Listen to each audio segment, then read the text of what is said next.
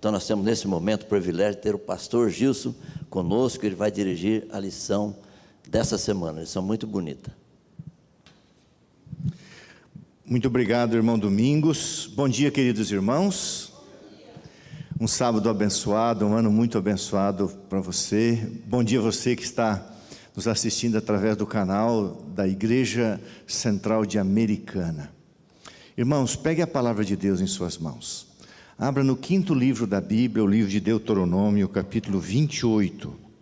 Nós temos aqui cerca de 25, 30 minutos para fazer uma recapitulação dos pontos essenciais do que nós vamos estudar nessa manhã, que é sobre as alianças de Deus. Deuteronômio 28, verso 1 e 2. Vamos orar. Senhor nosso Deus e nosso querido Pai, tomamos em Tuas mãos o sagrado livro e sempre devemos fazê-lo no temor do Senhor, no espírito de oração, carecendo, clamando do Espírito Santo para que Ele transforme as palavras humanas na palavra de Deus, fazendo com que a força das Escrituras se torne realidade em nossa vida hoje. Por favor, Senhor, nos abençoa em nome de Jesus. Amém. Deuteronômio 28 é um capítulo muito importante. Fala das bênçãos decorrentes da obediência e dos castigos, das consequências da desobediência. E o verso 1 e 2 diz assim: se atentamente ouvires a voz do Senhor teu Deus, tendo cuidado de guardar todos os seus mandamentos que hoje te ordena, o Senhor teu Deus te exaltará sobre todas as nações da terra. Se ouvires a voz do Senhor teu Deus, virão sobre ti e te alcançarão todas estas bênçãos. Irmãos, quando nós estudamos o Antigo Testamento, nós temos que ter algumas compreensões. Primeira delas, se o povo da aliança tivesse cumprido a sua parte, não haveria Novo Testamento. O Novo Testamento é uma explicação, ampliação e desdobramento do Antigo. Mas o plano original de Deus, ao fazer uma aliança com Abraão, era dar um período de tempo de 400 anos para as nações pagãs. Depois desse tempo, Deus levaria Israel para a terra da promessa, estabeleceria uma nova terra, novos céus e nova terra, conforme estão nos capítulos finais de Isaías. Portanto, os inimigos deveriam ser eliminados. Mas o profeta Isaías diz que o povo não quis cumprir a sua parte nesta aliança, neste pacto com Deus. Agora vamos lá.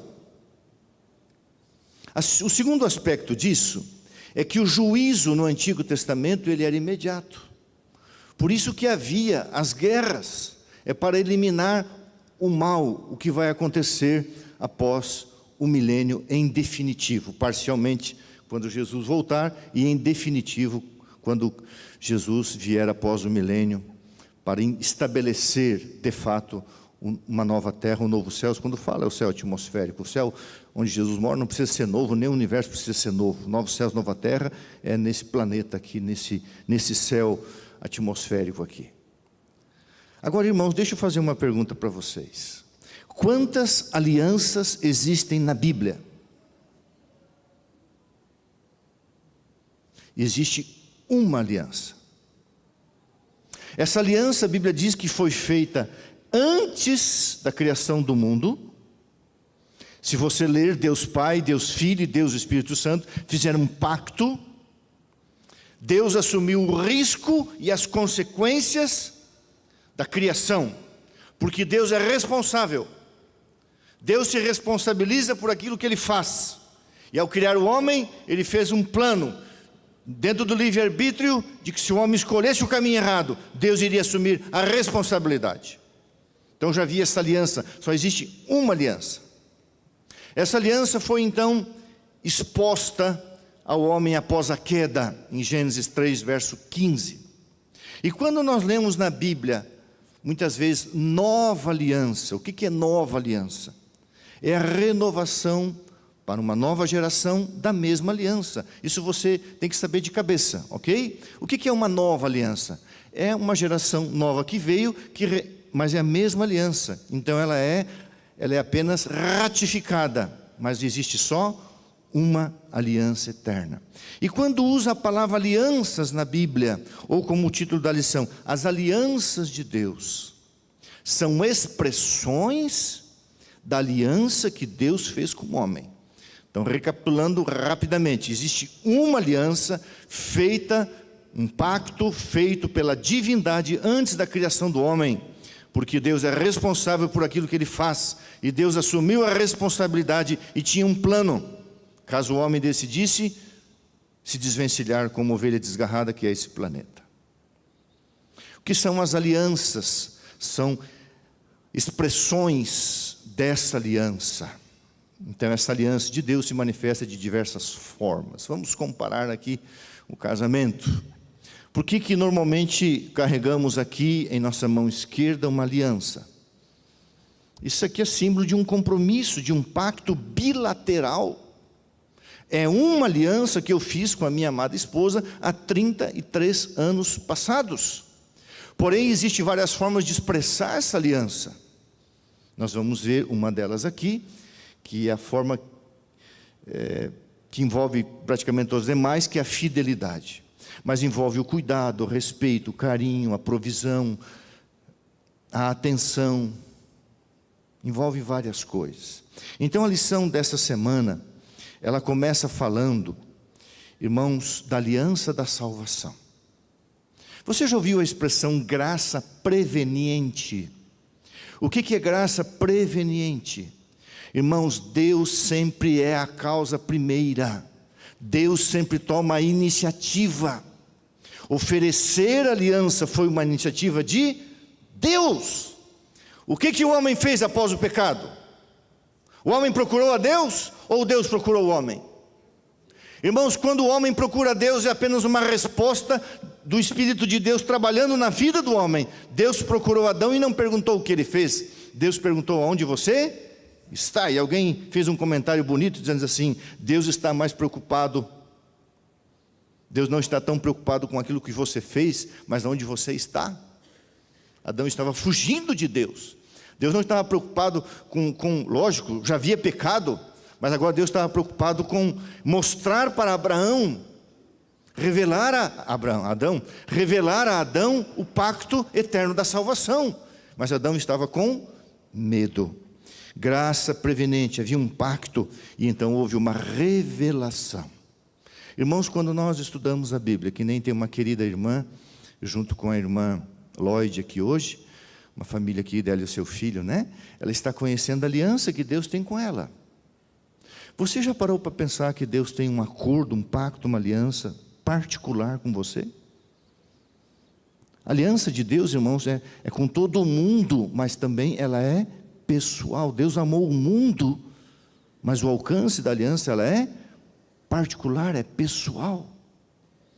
O segundo aspecto que é colocado aqui na lição é a adoção da aliança. O que é a adoção da aliança? A recepção, a apropriação da aliança. E para que o homem possa se apropriar, receber essa aliança, Deus criou um dom. Como é o nome desse dom pelo qual nós recebemos a aliança dada por Deus? Help me! Falem! Como é o nome desse dom? Irmãos, Deus faz uma aliança, Deus revela a aliança, e Deus coloca a aliança ao alcance do homem, para que o homem possa abraçá-la, recebê-la, apropriar-se dela. Deus dá um dom para capacitar o homem para receber essa aliança. Sem esse dom, o homem não teria capacidade de receber. Como é o nome desse dom? Noiva. Fé. Fé, e a minha esposa, como ela ouve eu falar bastante, então ela já sabe as respostas. É fé, irmãos. Fé, guarde isso. Fé é um instrumento de posse. Fé é um instrumento de apropriação. Então, quando Deus te dá algo, você nem a capacidade tem de receber, se Deus não te conceder o querer e o efetuar. Então Deus te dá fé. Fé é um dom de Deus. E a fé vem pelo ouvir a palavra do... Mas até você ter vontade de ler e estudar a Bíblia é um toque do Espírito de Deus. Por isso que a Bíblia diz: Jesus é tudo em todas as coisas. Ele é o princípio, o meio e o fim. Ele é o alfa, o ômega. Se você estudar o livro de Colossenses, a palavra que mais aparece é nele, nele, por causa dele, daquele, sempre falando: Jesus é a primícia, nele está toda a plenitude da divindade. Jesus é a causa, irmão, Jesus é o meio, Jesus é o fim. Ele é o mesmo ontem, hoje e será eterna. Por isso que você não tem mérito nenhum, eu também não tenho mérito nenhum. Mas tem uma coisa linda: melhor do que ter méritos, nós temos valor. Eu gosto de repetir isso. Quanto nós valemos, irmãos? Quanto você vale? Quanto que eu valho? Quanto que o Domingos vale? Quanto que o Natanael vale? Nós valemos prata, ouro, fostes comprados pelo... Você já parou para pensar que você vale a vida de Deus? Vida por vida, sangue por sangue. A vida de Deus substituiu a tua vida, então você vale quanto Deus vale na pessoa de Jesus. Existe valor maior do que isso, irmãos? Alguém te dá valor maior do que esse? Ter o peso, se colocar numa balança, um ser humano salvo e Jesus Cristo, esse é o preço. Por isso que Ele é capaz de justificar a todos quantos vão a Ele. Então, irmãos, fé é um instrumento de apropriação. E a Bíblia diz: bem-aventurado aquele que ouve, aquele que guarda, aquele que se apropria. E irmãos, a fé, é impossível uma pessoa ter fé sem a expressão dessa fé, que são as obras. Por isso que Tiago diz: você tem fé? Mostra para mim. Porque se a pessoa tem fé, é impossível que ela não tenha obras. É impossível não ter obras. Mas não as obras da carne, as obras da fé, que também não nos salvam, mas são aceitáveis perante Deus. As nossas boas obras são obras da fé. Israel queria ser salvo, o antigo Israel queria ser salvo pelas obras da carne. Paulo condena a salvação pelas obras da carne, e Paulo fala das obras da fé, que são fruto do Espírito Santo também. Um outro aspecto da aliança, irmãos: a aliança, ela é bilateral. Na aliança bilateral existem situações condicionais e situações incondicionais. Existem na aliança bilateral coisas que Deus falou que iriam acontecer independente da vontade humana, e aconteceram e pronto. O tempo determinado do nascimento de Jesus, o local, independente de circunstância humana. Agora, dentro da aliança de Deus também existem situações circunstanciais ou condicionais, que depende de você querer responder ou não. Mas nunca esqueça que a aliança, ela é bilateral, e dentro da bilateralidade existem as circunstâncias, existem as condições, as situações condicionais e as incondicionais. Jesus vai voltar, isso é incondicional, Ele vai voltar. Agora, eu vou embora com Ele para o céu? Isso é incondicional? Não, depende de eu permitir que o dom da fé me faça tomar posse da promessa da redenção em Cristo Jesus hoje. Salvo já, mas não ainda. Aí vem aquela pergunta, né? Se alguém perguntar para você: você é uma pessoa salva? Você nunca deve afirmar que você é uma pessoa salva. Você tem que perguntar: salvo do quê? Então vamos ao ABC do Evangelho. Se você não ouviu, você tem que gravar isso de cabeça. A Bíblia diz que nós fomos salvos. Ato passado, aconteceu na cruz do Calvário. Nós fomos salvos. Salvos do quê? Nós fomos salvos da condenação do pecado. Nós fomos salvos. Jesus assumiu a condenação do pecado, se tornando maldito em nosso lugar. Isso é substituição, isso é justificação. Mas eu estou sendo salvo do poder do pecado. Mas eu não estou salvo ainda da presença do pecado. Eu ainda tenho uma natureza dentro de mim caída, pecaminosa. Então, enquanto eu não estiver glorificado, arrebatado e lá no céu, eu não posso dizer que eu estou salvo. Não. Eu fui salvo, sim, da condenação. Deus está me salvando do poder do pecado e me santificando. Mas se a morte não chegar, não houver o selamento, através da morte, ou o arrebatamento, quando Cristo vier, eu não posso dizer, não, eu já estou salvo. Você afirma assim, sim, já, mas ainda não. Porque não terminou o processo. Então guarde bem isso. Eu fui salvo da condenação, estou sendo salvo do poder do pecado, mas ainda não fui salvo da presença do pecado. E enquanto eu não estiver livre da presença do pecado dentro de mim e ao redor de mim, eu não estou plenamente salvo. Eu corro o risco de ainda voltar ao vômito, de voltar ao lamaçal do pecado. Outro aspecto da lição dessa semana: qual é o maior sinal da aliança bilateral? Bilateral, você sabe, ambas as partes, né? Qual é o maior sinal? Já viu aquele papo furado de homem ou mulher infiel? Um homem infiel, uma mulher infiel? Ah, eu traio, mas eu amo. Eu não abandono a minha esposa, porque eu amo ela, mas eu saio com outras mulheres. Isso é a maior mentira do diabo. Irmãos, um dos maiores, se não o maior aspecto, ou o maior sinal da aliança bilateral é a fidelidade. Como diz o curitibano, fidelidade. Por isso que a Bíblia diz, Deus é fiel o tempo todo. A pergunta é, temos nós sido fiéis a essa aliança? Quando nós casamos, é um relacionamento bilateral. Eu preciso ser fiel ao voto, ao juramento, ao pacto, à aliança que eu fiz perante Deus no altar, mas a minha esposa também precisa ser. Por isso, irmãos, que a lição enfatiza a fidelidade. E a fidelidade aqui envolve, irmãos, a compreensão de que nada do que nós temos, entre aspas, aqui na terra é nosso. Não é nosso.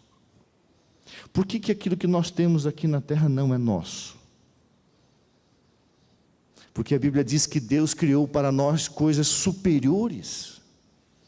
Irmãos, a tua casa não é essa casinha de cimento e tijolo, a tua casinha é de ouro. O que é nosso está guardado no céu. Então seja fiel a Deus, devolvendo tudo, o seu corpo, o seu tempo, a sua fidelidade no santo dízimo, nas ofertas, no teu pacto. Dai a Deus o que é de Deus, devolva para Deus e não se apegue a essas coisas, elas vão passar. Deus não dá esmola, o que Deus dá é para sempre. Deus amou o mundo que deu o seu Filho. Irmão, Jesus não voltará mais a ser um ser humano, um Deus sem ter a humanidade. Ele encarnou para sempre. O que Deus dá para sempre. Deus amou o mundo que deu. Tanto é que Jesus morará aqui porque Ele se tornou um de nós. Então, fidelidade. Eu não entendo como uma pessoa que se diz cristã, ela ainda não compreendeu o princípio de devolver a Deus o santo dízimo, que é a 10ª das bênçãos, e fazer uma vantajosa oferta de louvor, gratidão e adoração. Irmãos, tudo na Bíblia é divino humano. A Bíblia é divino humana, Jesus é divino humano. O dízimo é devolução, a oferta é a doação, mas ambos fazem parte da adoração. Eu não estou doando o meu dízimo, esse mês eu doei. Não, você devolveu. Dízimo é devolução, oferta é doação. O dízimo é divino, a oferta é humana. Porém, irmãos, guarde uma coisa, que infelizmente como igreja, nós erramos. A oferta ela é tão santa quanto o dízimo. Se você é dizimista e não é ofertante, você não está sendo fiel a Deus em todas as coisas. Quando vem para a igreja, além do dízimo, a oferta. Porque a Bíblia diz, a oferta é santa ao Senhor. E é interessante, irmãos, que a palavra santa, no original hebraico, é a mesma palavra usada para o sábado. Ofertar é tão sagrado quanto guardar o sábado. Ah, pastor falou blasfêmia, não falei, está na Bíblia. O que é uma palavra santo? Separado para uso sagrado. O que vem da parte de Deus, perfeito. O que é da parte humana é imperfeito, mas é santo. A minha oferta é santa, separado para uso sagrado. Por isso que tem que ser uma oferta perfeita, o melhor que eu posso fazer. O meu pacto com Deus, meu compromisso com Deus. Houve um ano, eu sou dizimista e pactuando desde a minha conversão. E eu coloquei um cartaz num pequeno apartamento que eu tinha, que eu doei para minha irmã. O seu pão será certo, o seu pão será dado e as suas águas serão certas. Houve um ano, a gente estava construindo a igreja central de Curitiba, e eu tinha feito uma reserva, sempre tive uma reserva, a gente deve ser previdente, como Jacó. E eu resolvi aquele ano que todo o meu salário, todo mês eu ia dar de pacto. Todo mês, entrava o meu salário, eu fiz uma reserva, eu vivia da minha reserva e fiz 12 meses, todo o meu salário. Então não ia viver de nada do que a igreja me desse aquele ano. Fiz assim, sem esperar, não pedi nada para Deus. Falei, Senhor, gratidão, vai me custar tantos R$1.000 esse ano, eu tenho de reserva, vou usar da minha reserva, e todo o salário vai para a construção da igreja. Irmãos, todo mês acontecia alguma coisa que eu recebia igual ou mais. E eu dizia, Senhor, mas eu não estou pedindo para o Senhor. Primeiro mês, uma pessoa me devia 2 salários. Fazia muitos anos, ele tinha ficado doente, eu já tinha dado como perdido. E ele foi, então, aposentado por invalidez, recebeu uma indenização e me ligou, uma pessoa honesta. Disse, pastor, eu te devo há mais de 5 anos.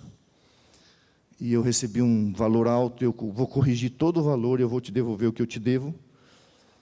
Nesse valor, vou depositar na sua conta, e era o valor de 2 salários. Aí um outro irmão, uma pessoa do meu sangue também fez uma coisa para mim, que deu um salário, e cada mês acontecia uma coisa. E teve um mês que não aconteceu nada. Aí apareceu um depósito na minha conta no valor do salário. Agência Santa Cruz, em São Paulo, e eu morava em Curitiba. E eu fui na Deise, a gerente do banco, falei, Deise, apareceu esse valor, não é meu, identifica e devolve.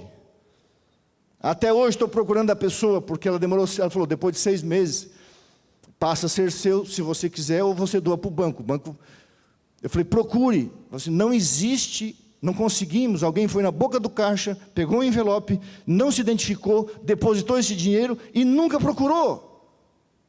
Foi numa agência chamada Santa Cruz de São Paulo. Eu deixei lá guardado. Até hoje estou procurando a pessoa para devolver. De repente você vai provar para mim que no ano de 2008 você fez esse depósito, eu te devolvo. E todos aqueles meses, irmãos, acontecia alguma coisa. Eu recebi todo o salário do ano. E eram milagres mensais. E eu dizia, Deus, eu não estou pedindo para o Senhor me devolver. Eu estou devolvendo para o Senhor. E o pão e a água nunca faltaram. Seja fiel a Deus. E a última coisa da lição, irmãos. Qual deve ser a prioridade da nossa vida? Aquilo que é mais importante. Em primeiro lugar, o que é mais importante. E o que mais importante é, irmãos, do que andar com Jesus e sermos fiéis a Jesus? Essa semana, eu estou de férias ainda. Sábado passado eu assisti em outra igreja. Aí eu liguei para o Domingos e falei, Domingo, deixa eu passar a lição geral, que eu estou morrendo de saudade da igreja. Não pedi nem para o Cleiton para pregar, porque ele fez uma escala de pregador. Tem que respeitar, né, Cleiton? Está tudo certinho. Então, tem que respeitar o pastor Oliveiras, daqui a pouco vem pregar, está tudo certo. Eu vou pregar sábado que vem aqui. O desenvolvimento do mal no tempo do fim. Apocalipse 18, de 2 até o verso 11, se eu não estou enganado. Eu estava de férias, né? Então você fica lendo, vendo algumas coisas. E eu ouvi uma frase de um professor dando aula numa universidade num país aí.